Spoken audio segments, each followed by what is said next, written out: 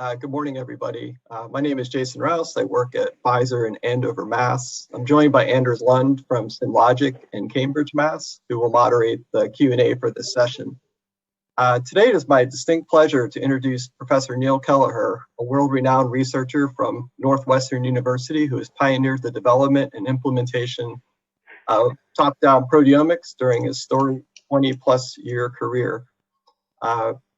Professor Kelleher received 2 bachelor's degrees, one in chemistry, one in German, from Pacific Lutheran University. He then earned his PhD degree in chemistry from Cornell University in 1997 under the direction of Professor Fred McLafferty. Neil completed his postdoctoral research at Harvard Medical School with enzymologist Chris Walsh, applying top-down proteomics to antibiotic biosynthesis. Neil immediately started professorship at the University of Illinois in Urbana-Champaign.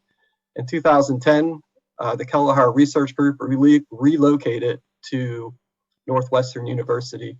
Currently, Dr. Kelleher is the Walter and Mary Elizabeth Glass Professor of Chemistry and Molecular Biosciences at Northwestern University, as well as Professor in the Departments of Medicine and Biochemistry and Molecular Genetics in the Feinberg School of Medicine.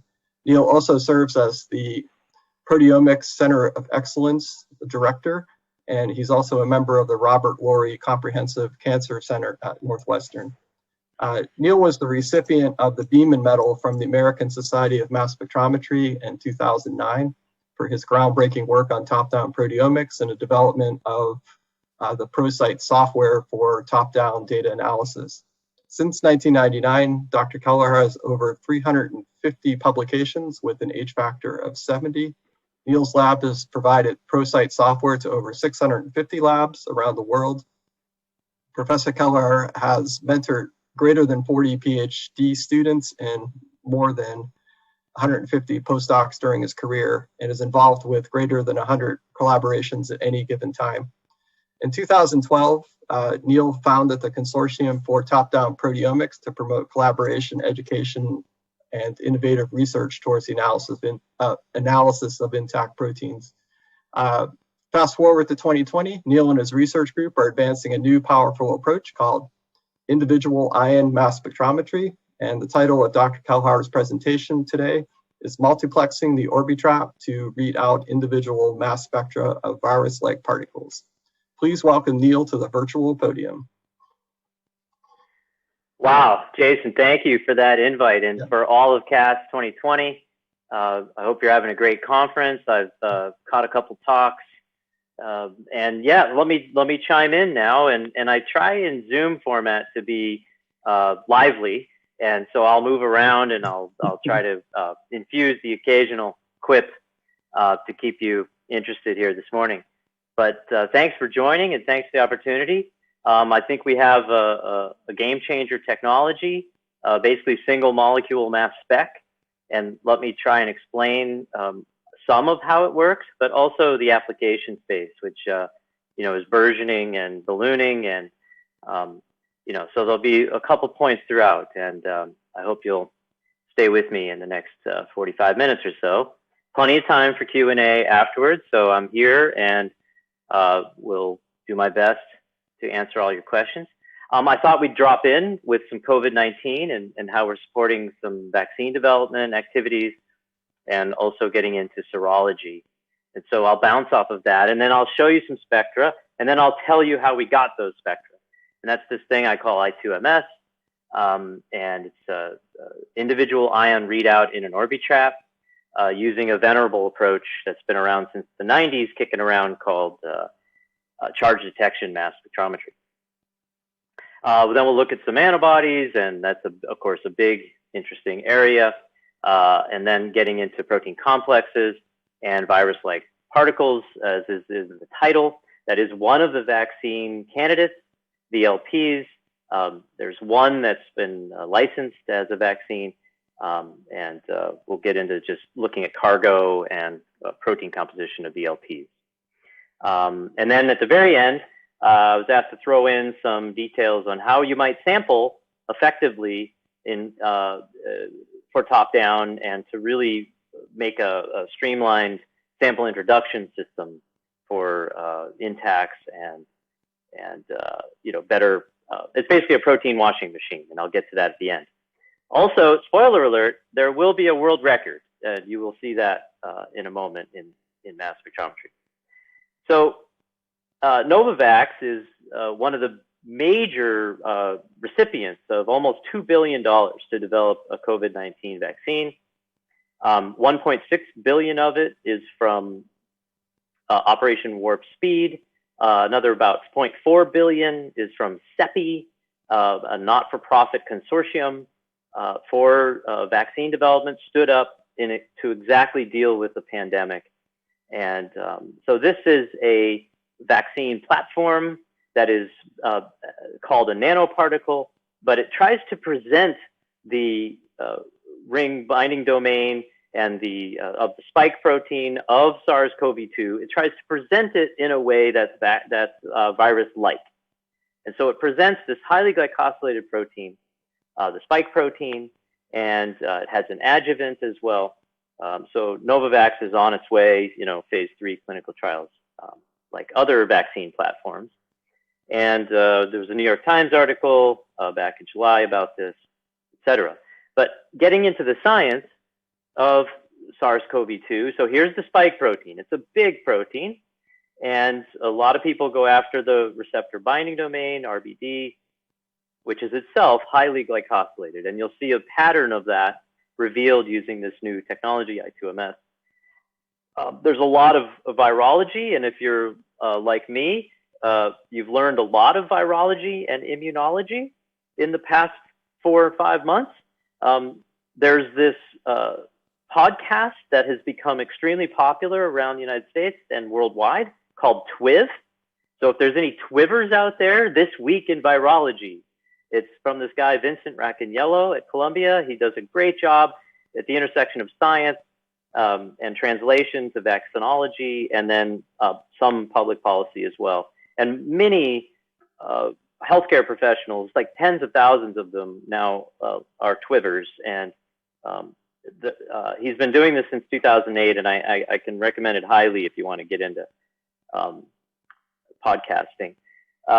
So I've learned a ton about this, and I just want to share with you a structural model of the human ACE2. So that's the receptor, and it binds the receptor binding domain on the spike protein. And so here's a structure of this, and modeled in there in pink are the glycans. So this is a heavily glycosylated presentation, right, that the virus has to, in this case, the receptor that brings in the virus into cells. So let's drill down on this. And there's been so much published, right, that I thought I would just help update you about one key thing for us and for glycobiology and glycoproteoforms. So it's this panel D here. This is from a Nature paper, very recent, hot off the press. Let's drill in on panel D, which is a co-structure, cryo-EM structure of now the neutralizing antibody.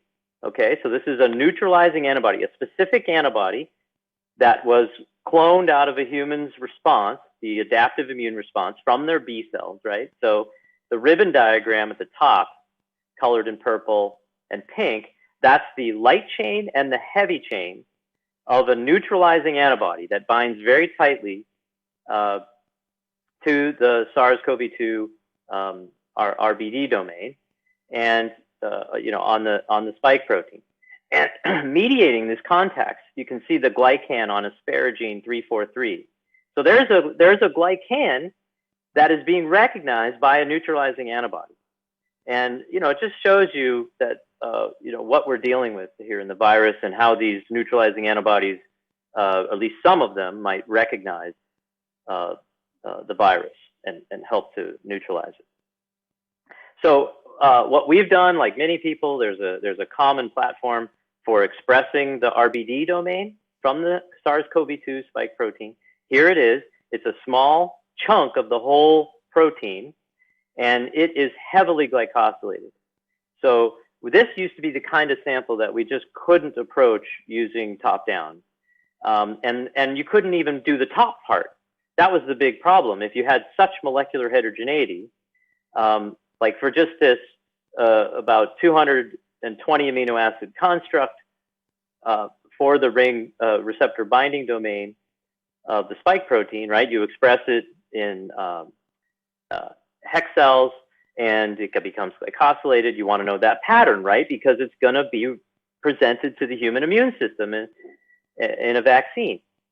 So this unmodified, so this big blob, and I'll tell you the technology that we used to get it, but we couldn't even obtain the blob.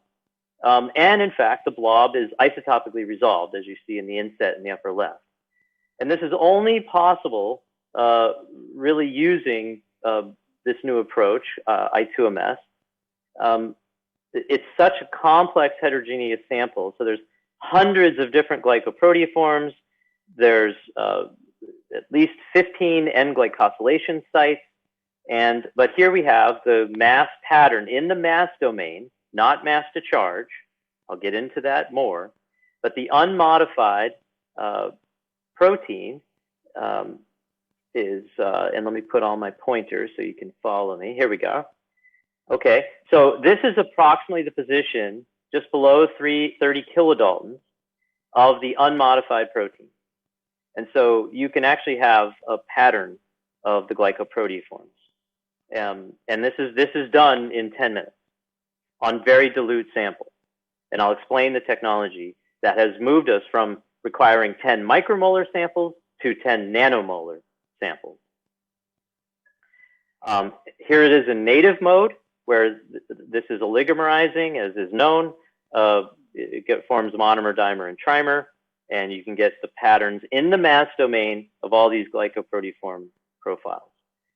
So some of you may know that top-down proteomics has two modes. There's denatured and there's native. And this is the native mode that's sprayed out of ammonium acetate, typically. Okay, so how did I get all that data? So we've published a lot on this. We're up to probably our 6th paper or so, 2 under review now. It's been a veritable explosion of activity. And let me show you now, let me slow down, show you where this comes from. And these slides are all provided in the CAS website. You can download them and survey them at your leisure. This is a joint project with Thermo and one of my good friends, Mike Senko. He's one of the top minds in mass spectrometry and has been for a long time. We went to Cornell University together in Fred McLafferty's lab. And for those of you in the domain, let me pause. Fred McLafferty is 96, alive and well at Cornell, and he was a soldier in World War II in 1944, and some of you may know that. So Fred McLafferty, and he's a fantastic advisor, and he's old enough that his grandson got a PhD in my lab 4 years ago. So look for Owen Skinner, who looks a lot like Fred, his grandson. I digress, but I promised I would. We teed this up back in 2017. High risk, right? It was known that you could do individual ion detection events in an Orbitrap. Makarov had published that in 2009 on MyGlobe, but the challenge was, could you assign the exact charge on a single ion, right? And that has to do with ion current detection and stuff we'll get into. But that's the problem that we cracked in this process I'm outlining here. And with this whole team, which continues to press ahead, et cetera. But really, this is the mastermind of Mike. And, he's just a spectacular job. And also my director of instrumentation, Phil Compton, who's now the CEO of the company that's making SampleStream that I'll show you at the end. Okay, so this comes from the venerable area of CDMS, charge detection mass spectrometry, lifted up in the 90s by a guy named Harry Benner. We stand on the shoulders of people who've been working on CDMS for a long time, namely Evan Williams and Martin Gerald, people like that in mass spectrometry. So there's been lots done, high mass, single ions. It's been a thing for a long time.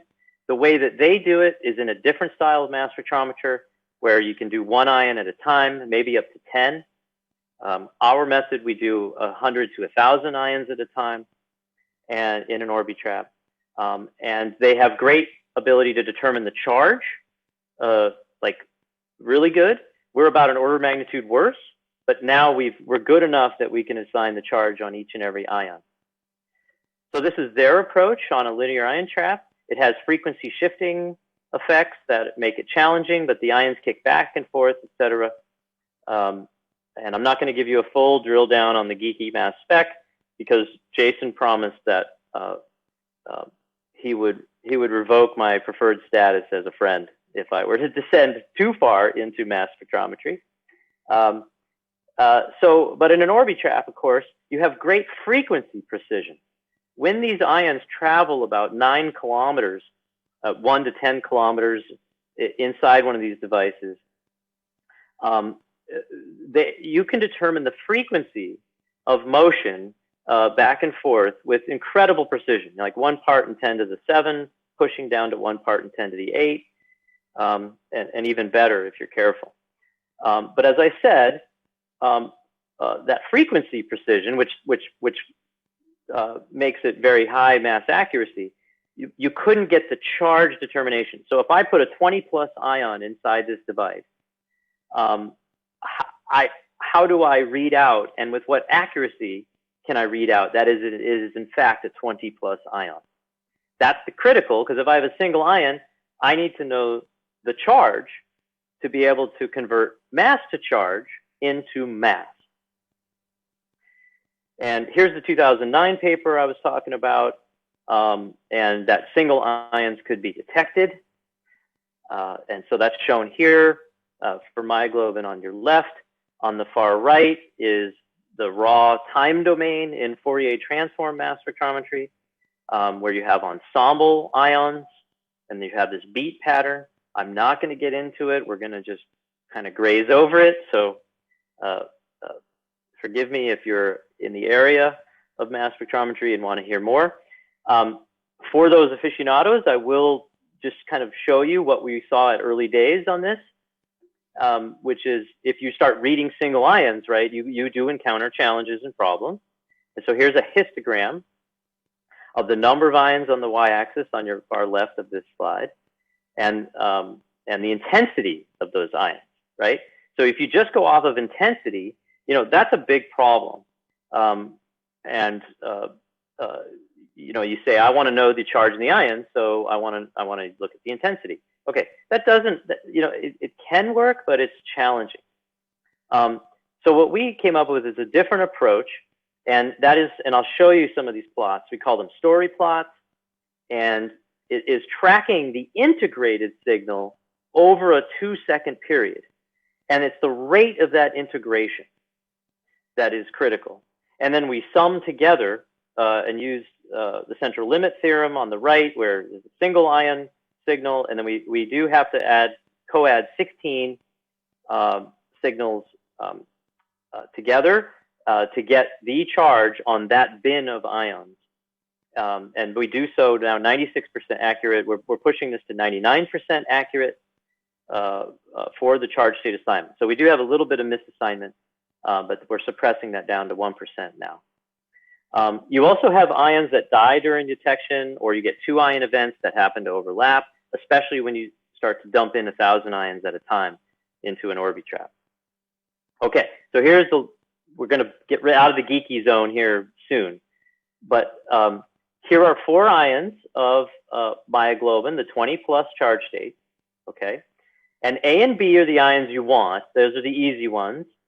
And A and B, this is showing you now the integrated ion current on the y-axis there in the upper right of this slide over a 2-second detection period, okay? And it's the slope of this that is the charge state. And so the slope makes it such that you can recapture like these ions C and D, which occur from phenomena I won't get into, but basically it was an ion C that was dying midstream and became ion D, but they're all 20+. So they all have the same slope on a story plot. And that's how we crack the back on this problem.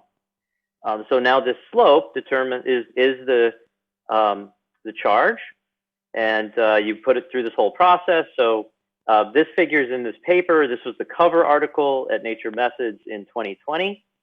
I encourage you to go check that out. Happy to provide, if you email me, a copy of the paper. But at that time, we were pumping 110 ions per shot into the Orbitrap. So in the upper left, step 1 is to dilute your sample. If you are spraying 10 micromolar sample into the instrument, it's way too many ions per unit time. So we had to like back way off of it and just get about 100 ions per shot. And that's what we did. And so for each ion, we have now a story plot, okay? And then you know what happens next. We determine the slope, and I'll show you the calibration step. That's step 4 here. And then we produce a true mass spectrum. It's in the mass domain. The nature of the baseline changes. We use 3 orders of magnitude less concentrated samples quite often. Even 4 orders of magnitude is possible, etc. So here is the step 4, that calibration, which we thought would be really hard, right? Let me slow down and show you. On the y-axis is the slope. So it's the slope of that story plot is on the left, right? It's the slope. Let me be clear. So this slope is a value, right? And we're plotting that slope on the y-axis here and across different charge states of known standards, okay? And we're in denaturing mode in red, and we're in native mode in blue. So for each slope, because the ions have a little different cross-section, et cetera, in the different modes, these calibration plots you have to do once every few months, which I was stunned at, that the stability of this would be that good. Further, it did not require major re-engineering of the Orbitrap itself. This is functioning on basically stock UHMR, Q-Exactive style instruments, and we're working on lots of others. Other platforms will be out very soon for this. So what you have to do then is when you have a single ion and you determine a story plot, an algorithm does this now, and you determine the charge on that ion from its story plot, and then you can determine the mass spectrum. Okay, so there's the geeky part. That's the end of our geeky part. And let me do a time check. Okay, we're doing well. On to applications. Some people don't care how the lawnmower works. They just want to mow the lawn. And so let's do that. Here's a mix of 4 protein standards and the usual suspects from 8 to 47 kilodaltons.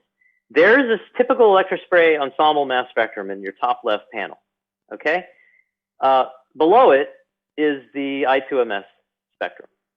And you can see things change drastically. The nature of the baseline changes. It's simply just mass readout, right?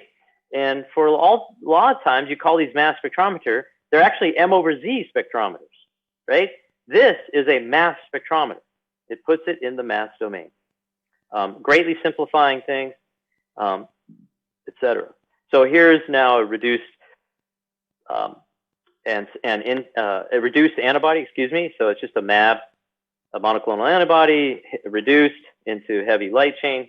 Here it is with the typical baseline rise that you see in ensemble standard MS on the left, and here's the exact sample on the right using I2MS. And you just look at the baseline changes, the simple readout. These little asterisks are the misassignment of charge, that 96% rate. We've since suppressed that substantially in the past year. What else to say? Oh, we published this first, actually. So when you have a single ion, like the single photon methods where you can position the source of that light with an order of magnitude better spatial resolution in the physics of single photon spectroscopy and super resolution approaches. We have an analog of this now. And because you have a single ion, you can put its position down with 10 to 20-fold improved accuracy, and you can build up an isotopic resolution. In this case, this was an antibody back in 2019. We now have this in the lower right. This is a world record for isotopic resolution at, this is pyruvate kinase, the tetramer of pyruvate kinase at about 232 kilodaltons. And these are isotopes, and you're getting this resolution. You know, this is just wild. And hang on, there's more. This is yet another world record. Jack McGee has just been going off on this thing. This is the tetramer of beta-galactosidase at 466 kilodaltons. You know, what do you say about this? Well, it's for geeks in mass spectrometry, it's a world record. For other people, it's like, well, what information do I get out of it? And I think mass accuracy is one of those, or you know, things like adduction, and solvation. These things will help with, once we get the protein fully dry, we can get better mass accuracy on it. And this is the kind of thing that's the frontier. This is just showing isotopic resolution. Okay, moving on. This will be out very shortly. Okay, let's take a ridiculously complicated sample. Okay, and this is just one of the benefits. Okay, and so when I have a sample like this, where I took a human cell line and I fractionated the proteome out from 0 to 30 kilodaltons. So in this red box is a silver stain of just all the proteins in this 0 to 30 kilodalton chunk of the proteome from a whole cell extract. Okay, and I clean it up and I infuse it directly in the mass spectrometer. You just get the hump of death, right? It's just too complicated for ensemble methods. But this is the kind of thing that you have for lunch one Tuesday with I2MS. And on the right is now a visualization of 1,000 proteoform masses over 4 logs of dynamic range. And we have isotopic resolution on them all, and we have high mass accuracy on them all. We were able to assign a couple hundred of them using prior proteoform databases and just simple mass lookup. So it's just extreme complexity. It's like, it's just lunch on Tuesday. That's one of the elements that causes us to call this a game-changing technology. We also had done some basic work, in this case, TPI, protein triose phosphate isomerase in primary metabolism. It's in glycolysis. And we took the 39 plus from this denatured intact mass spectrum, and we took that charge state and fragmented it and then analyzed it by I2MS and by ensemble methods. And there is a totally different bias of fragment ions. So this is particularly exciting, also on the frontier, and what top-down to become much more feasible on wide array of samples. Just, I guess for the aficionados, okay, so look in the lower right, that's the mass spectrum. And what we're seeing is a totally different bias where I2MS detects all the high mass fragment ions. And that's exactly what we had problems with before. So we are seeing huge Y and B ions, whereas on ensemble approaches, we see small B and Y ions near the N and C termini, respectively. So it's just the complementarity between the two is great. And you can see this mass bias in the fragment ions in blue versus red on the right side, or in the box and whisker plots on the left side. You know, the average mass of the fragment ion is like 25 kilodaltons. That's the average. Whereas the average mass in ensemble standard MS is something around 4 kilodaltons or 3, right? So that is a huge difference. Okay, so I promised some VLPs, and so for those constructing virus-like particles as vehicles for vaccines or drug delivery, I mean, it's a huge burgeoning area, you know, adenovirus, et cetera. I'll show you some toy data on the MS2 virus. And there's an unfortunate point of language there that MS2 is what people talk about in mass spec as tandem mass spec. But the MS2 virus is used as a beautiful VLP to have cargo inside of it, etc. So this is the capsid from the MS2 virus. And here we go. Okay, so you could not get a mass spectrum of this on the lower left. All you get is a hump of death. You can't resolve charge states. You really don't know what the mass is. It's a mass to charge spectrum, not a mass spectrum. Okay, so from all the things I've told you, the dilute samples, the change in baseline, the ability to determine charge state on single lines, no matter the complexity of the sample, all of them kick in right here. Now we determine a mass, that this is 3.2 megadaltons, 3.19 in the upper right by I2MS. And there's your mass. It's in the mass domain. Now, its peak is quite broad. That's due to biology and sample heterogeneity. It's not due to mass spectrometry. And here are all the charge states that were assigned. So this works at extremely high mass in what is, of course, native mode. And we can get a sense for the cargo as well. So we know very clearly from the cryo-EM structure that this thing should weigh 2.47 megadalton. And then we sequence the DNA and RNA cargo inside of this, and there's a distribution of each. And I'll spare you the data. It's in the paper.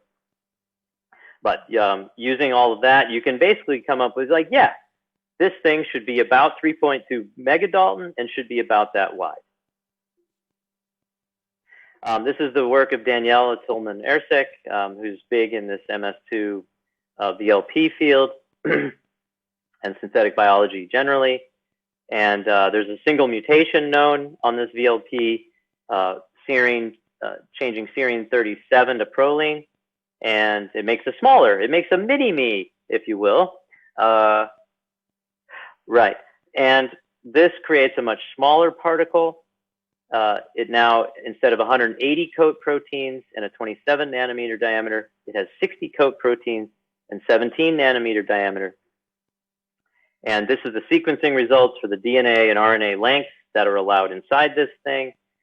This is the raw data. Let's move on, shall we, in the spirit of time.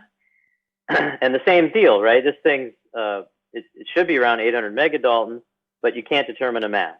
This is at 15,000 mass to charge.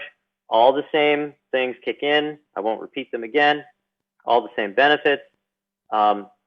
We come up with a total mass of just about 1 megadalton in the upper right, with a peak that's thus and so wide, plus or minus 32 kilodaltons in range.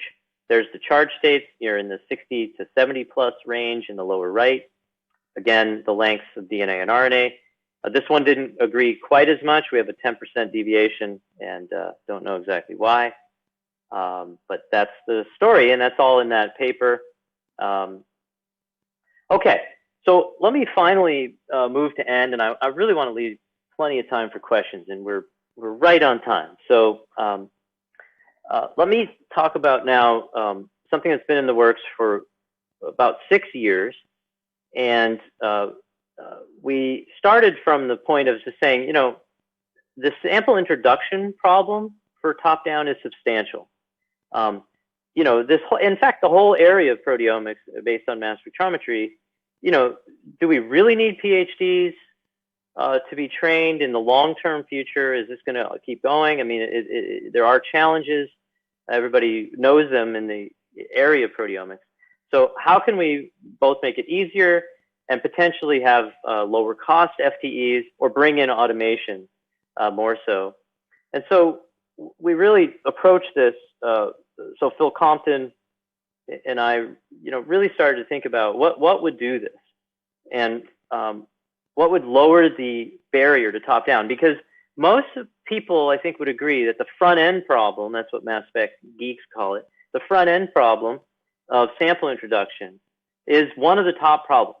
So for 2 decades, I've been going around talking about the conceptual advantages of top-down, and people say, yeah, but it's hard, right? Or, hey, I went and tried it at 4 o'clock on a Friday, and the protein never came off, right? These are the top areas of feedback, in addition to all the limitations at high mass, which we've just spent 30 minutes showing you that they're basically gone. And so if we can remove this barrier as well, we really, I think, will usher in a new decade. So what it is basically a protein washing machine. It sits on a CTC PAL3 robot, and this is a dual head robot. It could be a single head. Your samples sit in these drawers here. Here's the sample stream module, and inside there is a nitrocellulose membrane that does molecular weight filtration. Okay, and I'll show you that. But also in here is it's a concentration device, and it's a washing machine. And so buffer exchange is feasible, high recovery in the low nanogram to low microgram range. You have this little channel, and let me show you that now. It can also get rid of up to 0.5% SDS and other detergents, and more on this later. But just the fundamentals of how it works. So what it does is you inject the sample. It's a 14 microliter channel. And then you push from both sides, and it forms this chromatofocusing layer where you concentrate the analyte into a narrow band, and the membrane is sitting there, not letting it get through. And here is where the washing happens. So it's pretty vigorous washing. It's all low pressure. It's all very simple, robust system, but it really does wash the sample well and concentrate the protein into a band. So there's this first step of injection and focusing. And then you got to get it out, and you could dump it in a fraction, or you can send it to the mass spectrometer. Okay, and here's the peak. It looks like a chromatographic peak. So we imagine that this will create an interesting conversation about what do you really need LC for, and all of its complexities. Could sample stream be a good complement to it? What applications would it work for? Particularly when mass spectrometers are having all sorts of other separation as part of it, like ion mobility and FAMES and other ways to deal with ever more complex mixtures in the mass spec side. So here's now comparison of sample stream to liquid chromatography, the peak comparison, the injection comparison. We can handle 20-fold more dilute samples, and we can go twice as fast, at least twice as fast, I would say. And we get the equivalent data here for 500 nanograms of Herceptin.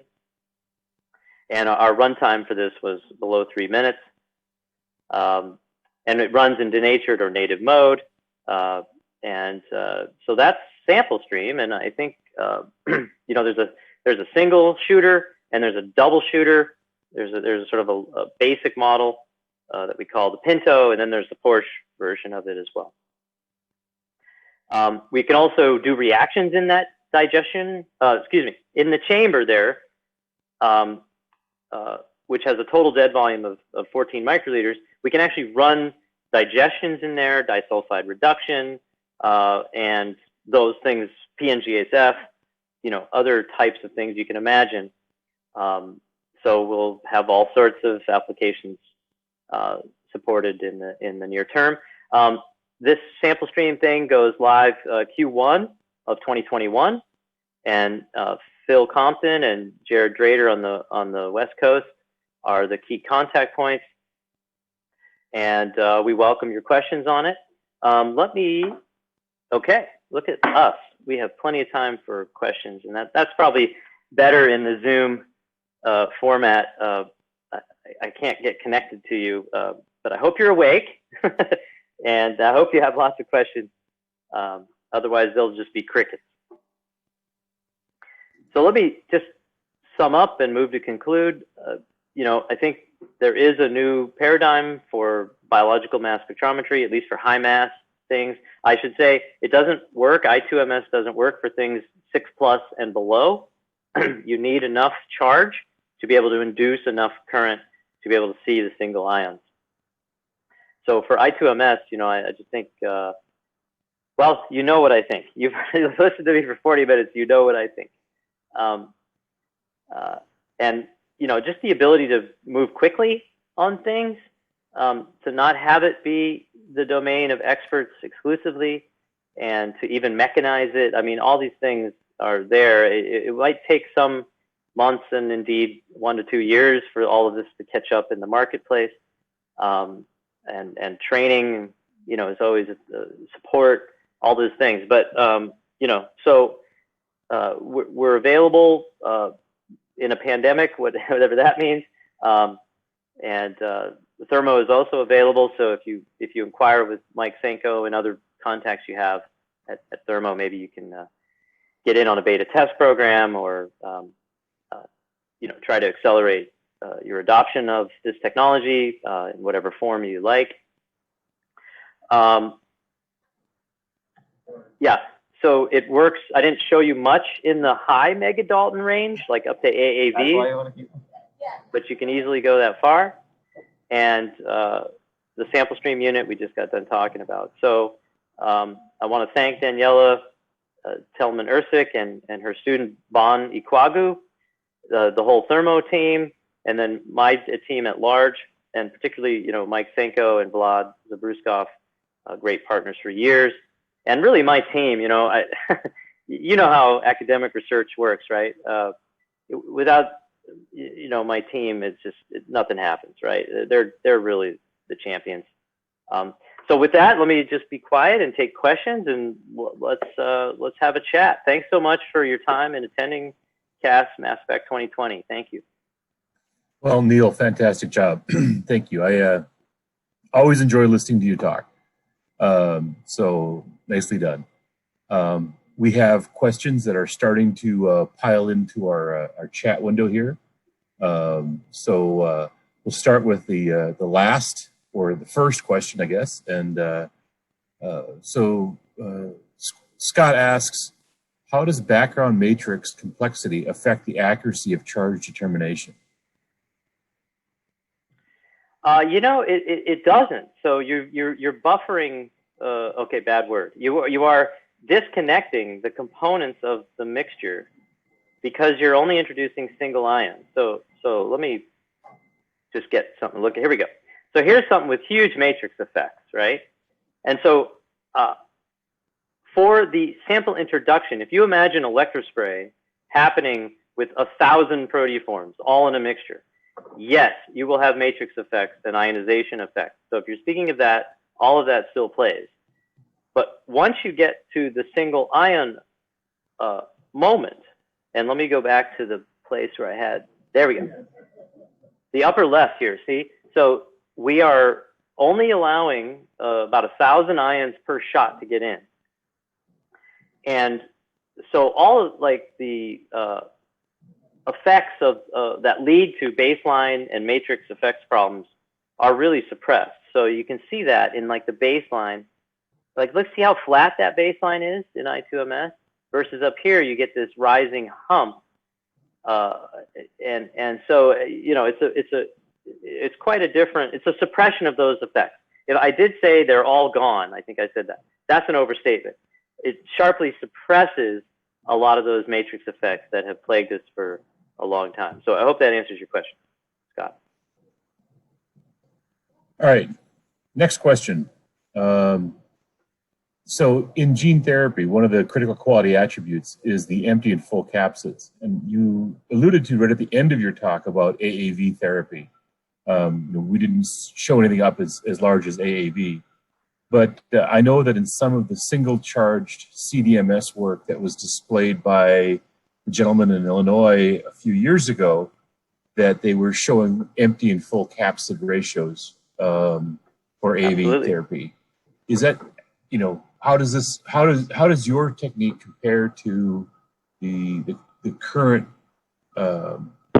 best-in-class for those ratios? Yeah, been demonstrated by multiple labs that's feasible. They separate in mass enough that by CDMS or I2MS, you can get that ratio. When they start to blend, you can still get that ratio, but it's just what is your cargo and what's the separation in mass. But entirely feasible, and okay. a lot of people interested in doing exactly that. All right. Have you been able to, and just I'm curious, with your system, have you been able to look at the AAV empty and full capsid, or is it still around the outer edge of the detection limit? No, yeah, it's in process. I would say I can't really talk about that. Okay. Due to NDA, et cetera. But yeah, on a UHMR, it is exactly, that's why I tried to say you can go up to the tens of megadalton range. And you don't, the molecular weight is getting such that your concentration starts to lower, right? In terms of, nanomolar. But this is single ion MS. So it's like, it's individual particles going in, and you don't need that many of them to get that just mass distribution. Yeah. So I think one is more of an instrument question. Is this analysis only available on the QE UHMR? What about the Orbitrap with the biopharma option? Yeah, so I'll defer that to Mike Senko, who's and Vlad Zabruskov. They're controlling the commercialization. So ask them that question. But certainly the UHMR is prioritized because of the interest. Yeah, so that'll be relatively soon. So 2021 is going to be a great year. Can I just say, I was at like a golf tournament, and there were people walking around with shirts that said 2020 sucks. And I was like, oh God, I understand what you're saying. But 2021 will have a couple things. Life will get back to normal, and this will be commercialized, I2MS. One of the questions asks, how much sample is needed for the therapeutic viruses? Physically, how much material was used? Yeah, mostly it's just getting it in position, right? And so certainly you want more than 30 nanomolar at these molecular weights that you're talking about. So 50, 100 nanomolar is preferred. Because if the more, and so however much volume you have determines how many moles you need. And, things have a way of becoming, well, we have this joke, right, that in genomics, you have PCR, so you can amplify. In proteomics, your sample goes one direction, and that's away from you. So oftentimes people will assert a certain concentration, and it's twofold, threefold less. Those are the sort of issues that we confront. But if you really know how much you have, and you get it to 50, 100 nanomolar, and you get 50 microliters, you're good. Okay, good.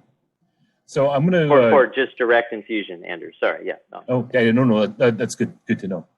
I'm going to just see if Jason has any comments. I'm going to see if he wants to jump into the conversation. You're still muted, Justin.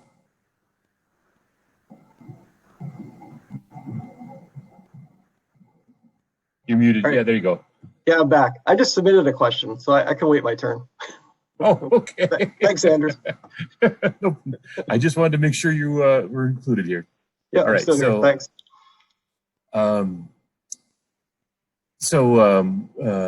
of the questions is does I2MS work only with FTMS? I would say yeah. So I don't know more than Orbitrap. Yeah. Okay. Yeah, basically, yeah. Orbitraps. There is, I'm certain, the ICR community.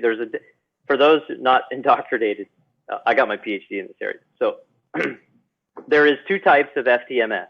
There is FTICR-MS, ion cyclotron resonance with the big magnet, supercon magnets, basically an NMR tipped on its side. And then there's Orbitraps. And this is, yeah, clearly Orbitrap only, although I'm sure people will be right behind it with ICR solutions. Yeah, but there is CDMS in different types of instruments. So like the ion trap instrument I described at the outset, and the time of flight also has a CDMS solution. So I think you'll see under the heading of charge detection mass spec, a variety of types of instruments provide some type of solution in this space. Yeah. Okay. Question was, how do you make sure there is only one ion and that the ions won't get lost in the instrument? Yeah, that's a good question. So we don't, well, let me go back. Sorry to thumb through, but remember we put in about 100 to 1,000 ions a shot. We've done as much as 5,000 ions a shot.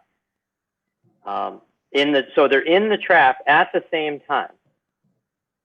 So when I pull this, yeah, okay. So here we go. So it is called individual ion MS, but the paper and the talk and I try to call it multiplex I2MS, which is a paradox, right? It's individual ion, but it's multiplex. Can I just make up my mind? Well, remember this slide. So each individual ion is getting this plot on the right, but there's hundreds of ions in the trap. And then as far as the second part of that question, they do die, right? That's the point of why these story plots are needed. Like this ion C, it was having a happy life, going on about its story business here, and then it died. And it didn't die. We have ions that die that absolutely go away. But we capture them. As long as it lasts for over a half a second, we can determine a charge state for many of them and save them from their death. This is in a more unusual instance where ion C became ion D. And it actually lost 2 Daltons in that process. So if anybody knows how an ion C, a big protein myoglobin ion, can lose H2, please contact me. I would love to know your mechanism for how that occurs. But these are the sort of rare events that you can capture when you look at the single ions, and hopefully that answers your question. So Jason asks, why are the higher mass fragments detected by I2MS? Is it because the 6+ charge state is needed or something else? Yeah, so when you look at this, you can see that 6+ charge state limit is why we get this. So this is we call it I2MS2 now, the tandem MS but read out by single ions. And I'll back up and drag Jason through that in just a second. But this is the sum spectrum from about an hour of data collection. And you actually get higher sensitivity the higher in mass because they induce more charge. And so you get this bias toward higher mass ions. That is very much the opposite of the bias that you get from ensemble approaches, where in ensemble approaches, remember the genesis of signal there is the constructive interference of the ions, and you need them to constructively interfere to get this beat pattern that I went over very quickly. So that's the nature, the genesis of signal in FTMS. And it has a bias towards lower mass fragment ions. Well, this has a bias towards the higher mass. I mean, so I just, oh my God, the complementarity will be awesome. And here's an early look at that. Yeah, I can go on about it further. I will just a bit. So Jason, if you look at the 39 plus right here, you don't need individual ions of the precursor, right? I can put in thousands of, tens of thousands of this precursor ion, mass selected for the 39 plus, and then fragment them, and then I can handle 1,000 to 2,000 fragment ions per shot, right? And you do that for 60 minutes or at least 10 minutes, and you can get this kind of data. Interesting. I'm going to interject a quick question into my list here.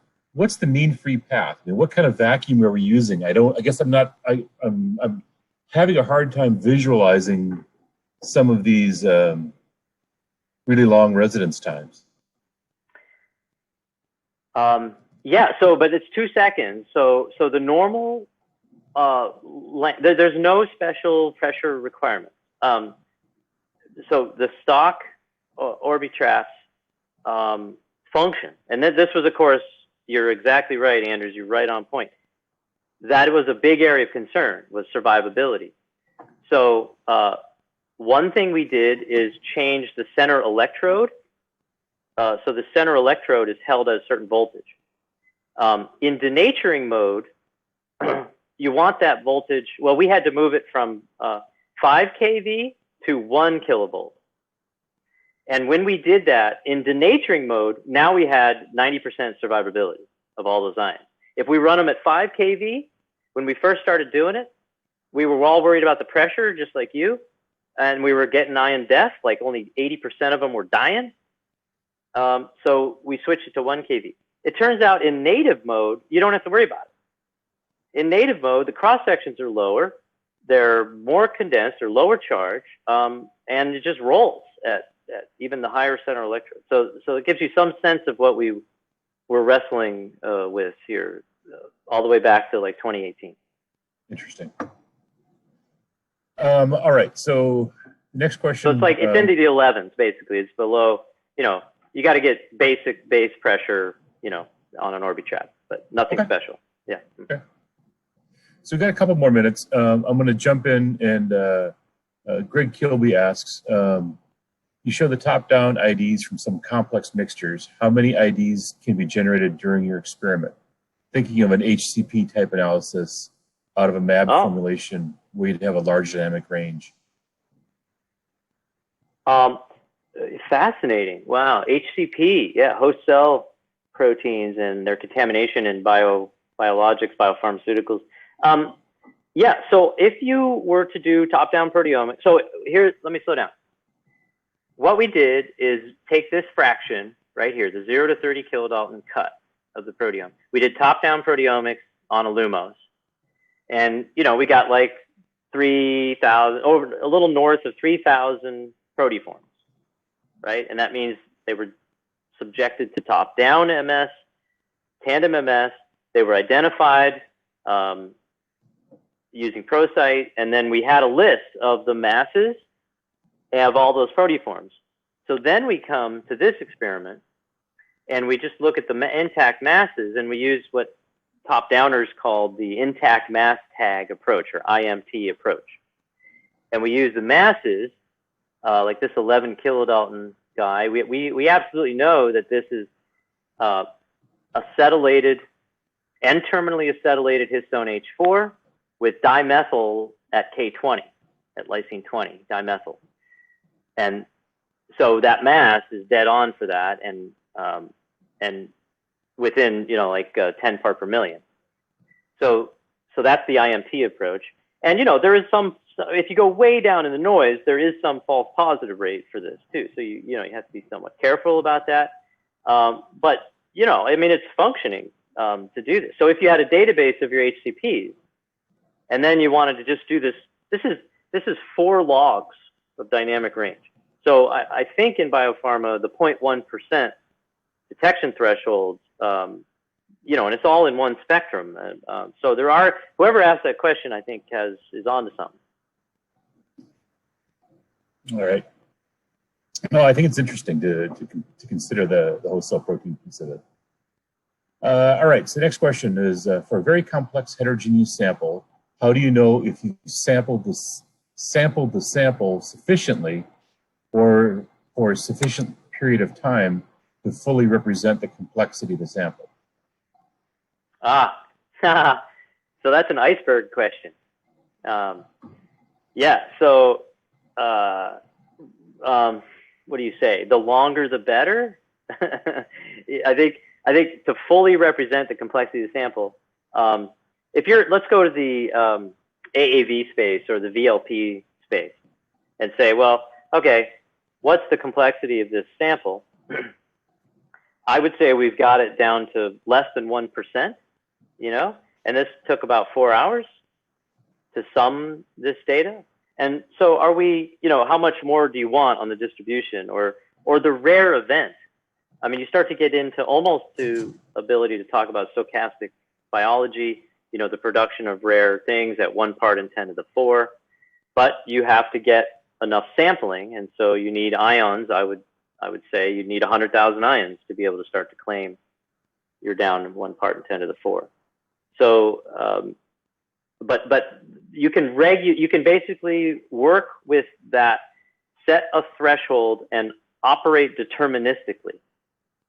You can say, I need to know at this level, I need to accumulate this much data. Okay. All right, the last question, it looks like, that's on the list is, given the ability to multiplex, what is the typical acquisition time, say for VLP, for example? What about the proteome example?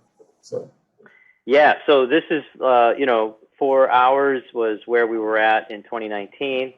As I said, we're pushing the number of ions per shot. It's the number of ions per shot that will get you slower time. You know, it's not necessarily concentration or, you know, so it's a little bit different considerations there. But yeah, this is like a 4 hour run here. So you're just simply infusing the sample, right? That's for the proteome example. So this is the one we pulled out all the stops here. Okay. So this is a 90-hour acquisition at 100 ions per shot. 90 hours, right? This is like go away for a ski vacation and come back. But yeah, I mean, here we were trying to get down to, you know, 1 part in 10 to the 4, and we did. But that's why I want to go to 5,000 ions per shot, et cetera. So I mean, you could, when you get down in the baseline, I mean, there's peaks at, you know, you get down the baseline, there's peaks everywhere. very good. Okay. Well, Jason, do you have any parting comments? Not really, but, you know, I really enjoyed your talk, Neil, and, you know, I thank you very much for joining us today and, you know, presenting this really new, exciting technology that I think all of us look forward to in the near future. Hopefully 2021. I would agree with that. Thank you very much. I really enjoyed it. So have a fantastic day, and we should be on to a break, a networking break, and join us back in a few minutes.